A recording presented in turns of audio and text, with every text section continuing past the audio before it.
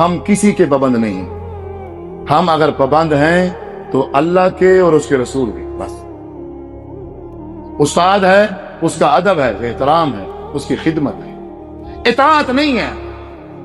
بزرگ ہے، عالم ہے، مفتی ہے، شیخ ہے، جو مرضی چیز ہے وہ اس کا ادب ہے، اس کا احترام ہے، اس کی خدمت ہے، اس کی اطاعت کس کی ہے؟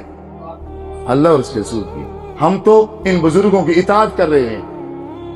جب صحابہ رسول کو اللہ کے نبی نے کہا تم اپنے مولویوں کو خدا مانتے ہو، صحابی نے کہا یا رسول اللہ صلی اللہ علیہ وسلم مجھے آپ کی یہ بات سمجھ نہیں آئی، ہم نہیں مانتے اپنے مولویوں کو خدا.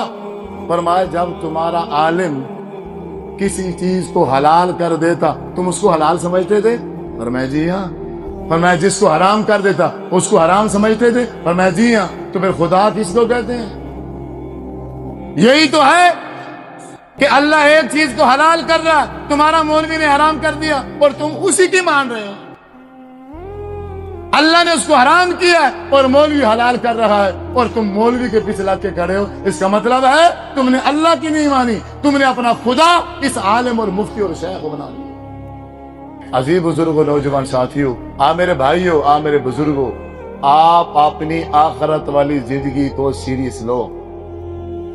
آپ اگر صراط مستقیم پہ آنا چاہتے ہو وہ صرف اس کا ایک طریقہ ہے.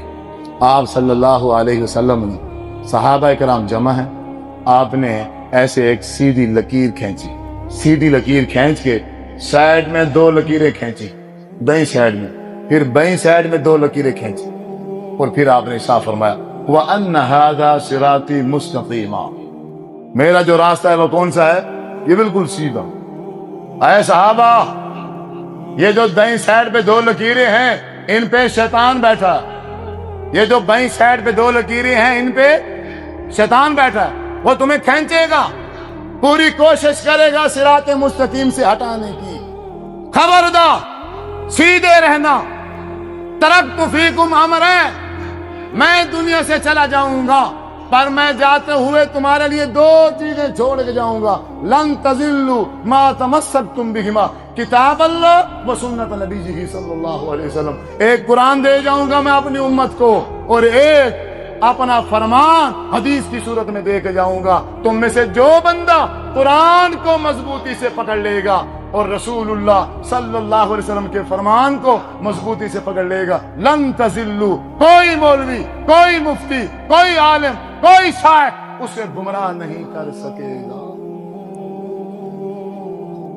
آج سے 1450